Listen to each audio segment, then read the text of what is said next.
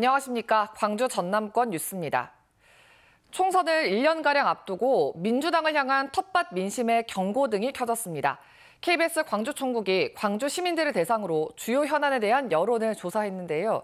민주당 지지율 하락세가 뚜렷했습니다. 여론조사 결과 박지성 기자가 전해드립니다. 친명과 비명 갈등 속에 돈봉투 의혹과 코인 논란까지 불거진 더불어민주당. 심상치 않은 민심은 텃밭에서도 그대로 드러났습니다. 광주 시민들에게 어느 정당을 지지하느냐고 물었습니다. 민주당 56.3%, 국민의힘 9%, 정의당 6.3%, 그 외 정당 1% 순으로 답했고 없다는 응답도 24.3%에 달했습니다.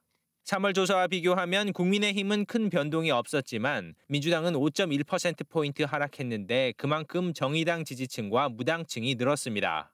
민주당 지지율이 30대와 50대에서 각각 9.3%포인트와 10.4%포인트 급락한 점도 눈에 띄는 대목입니다.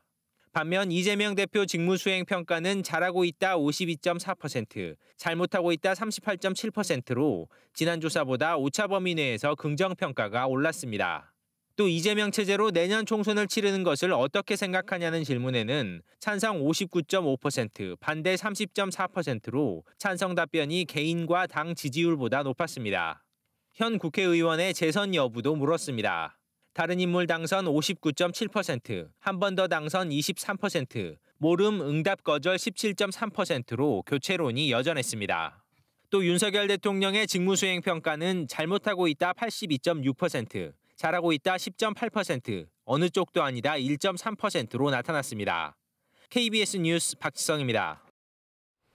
2달 간격으로 진행되는 KBS 광주 여론조사에서는 강기정 광주시장의 직무수행 평가를 꾸준히 살펴보고 있는데요. 지난 2월 대규모 단수 사태 이후 떨어진 지지율이 답보 상태에 머무르는 모양새입니다. 이어서 양창희 기자입니다. 취임 10개월을 넘긴 강기정 광주시장. 광주 시민들을 대상으로 직무수행 평가를 조사했습니다. 잘하고 있다 47.2, 잘못하고 있다 34.2, 어느 쪽도 아니다 5.2, 모름 또는 응답 거절이 13.5%로 나타났습니다. 20대 이하와 70세 이상의 지지율이 높았고 40대와 60대는 오차 범위 안에서 부정평가가 더 높았습니다. KBS 광주가 올해 2차례 시행한 여론조사 결과와 함께 추이를 살펴봤습니다.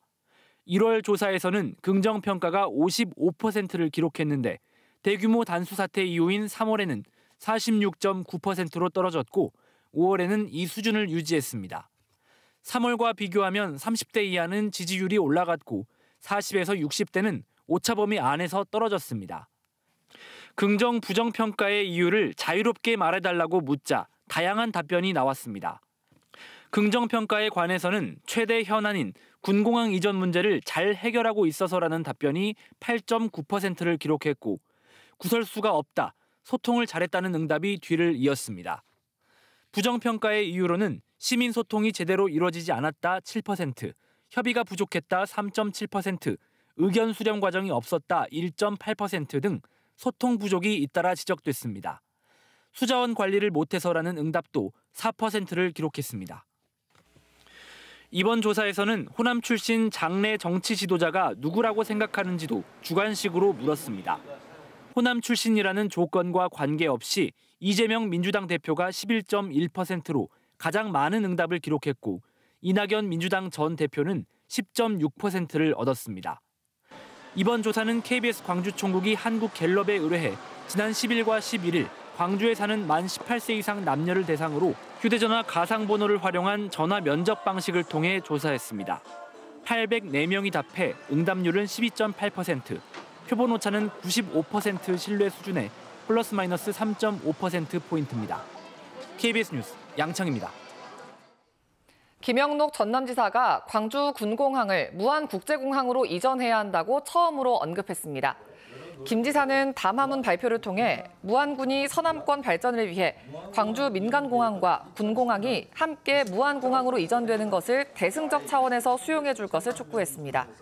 이와 함께 소음 문제가 해소되도록 완충 지역 110만 평을 확보하고 이전 지역의 피해를 충분히 상쇄할 수 있는 획기적인 발전 방안 마련과 무안군의 시승격 지원에도 적극 나서겠다고 약속했습니다.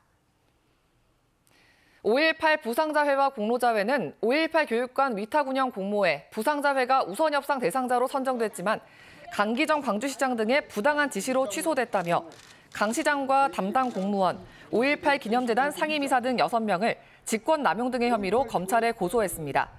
이들은 고소장에서 강 시장이 교육관을 5.18 기념재단이 위탁 운영하는 방안을 마련하라고 지시하는 등 입찰 방해를 했다고 주장했습니다. 이에 대해 광주시는 두 공법단체가 사실이 아닌 추정을 근거로 고소해 유감이라며 심사위원회를 전원 외부 전문가로 구성해 독립적으로 공모 절차를 진행해왔다고 밝혔습니다. 최근 한화에어로스페이스가 순천에 발사체 단 조립장을 건립하기로 했죠. 고흥의 우주 국가산단도 지정되면서 전남 동부 지역이 우주항공산업 발전의 호기를 맞았습니다. 지역 대학에서 우주항공 분야를 공부하는 학생들의 기대감도 큰데요. 전망은 밝지 않다고 합니다. 보도에 정기룡 기자입니다. 오는 24일로 예정된 누리호 발사에 처음으로 참여하는 한화에어로스페이스. 앞으로 500억 원을 투자해 순천에 발사체 단 조립장을 건립합니다. 우주산업 국가산단으로 지정된 고흥군. 오는 19일 한화와 발사체 핵심 부품 제조 시설에 대한 투자 내용 등이 담긴 업무 협약을 체결할 예정입니다. 이렇게 전남 동부 지역에 우주항공산업 투자가 잇따를 것으로 예상되면서 관련 분야 학생들의 기대감이 높습니다. 지금 전공을 살려서 이제 그런 부분에 취업을 할 수 있는 기회가 열린 거니까 상당히 다들 좋게. 하지만 지역대학 우주항공 분야 학생들의 전망이 밝은 것만은 아닙니다. 순천대는 학령 인구 감소에 따라 내년에 기계우주항공공학부 모집 정원을 기존 58명에서 45명으로 축소합니다. 한국항공우주산업 카이를 중심으로 우주항공인력 양성 MOU까지 체결한 경상남도나 창원시와 달리 전라남도 등 자치단체들의 인재 양성 노력이 부족하다는 지적도 나옵니다. 상대적으로 창원이나 타 지역에 비해서 상당히 지자체의 지금까지 관심도는 좀 적었다고 봅니다.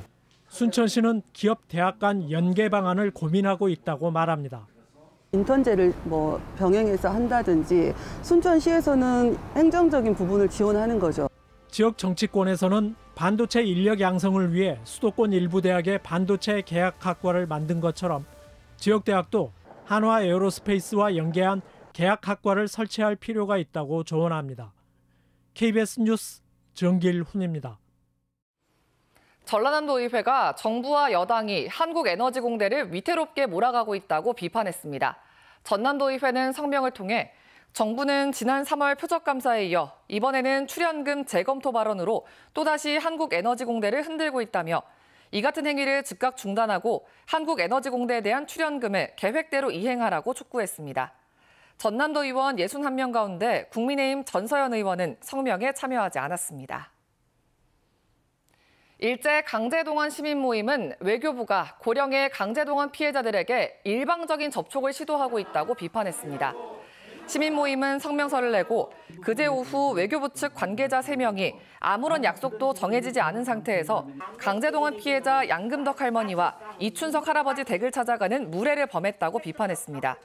시민 모임은 피해자들은 이미 정부와의 면담을 거부하겠다는 의사를 분명히 밝혔다며 중요한 의사결정이 필요한 일에 대리인이나 지원단체, 가족들과 상의하지 않고 고령의 피해자들을 기습적으로 방문하는 건 무례한 행위라고 지적했습니다.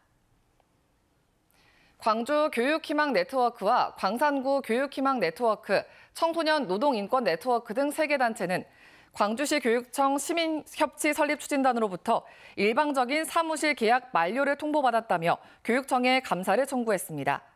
이들은 시민협치진흥원 추진단 건물 내 사무공간을 3년째 사용해오며 재계약을 준비하고 있었는데 최근 추진단으로부터 계약 만료를 구두 통보받았다며 시교육청의 각종 정책에 대해 부정적인 입장을 취한 데 대한 정치적 결정이라고 주장했습니다. 이에 대해 시교육청은 교육지원청 학교폭력심의 공간 확보가 필요한 상황에서 계약 만료 2달 전 제출해야 하는 연장 신청서가 들어오지 않았다고 밝혔습니다.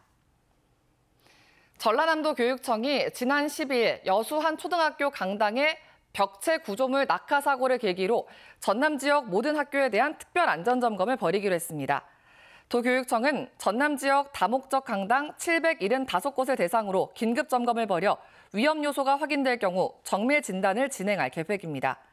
이에 앞서 지난 12일 여수의 한 초등학교 강당에서 벽체 구조물이 떨어져 교사와 학생 등 14명이 다쳤습니다.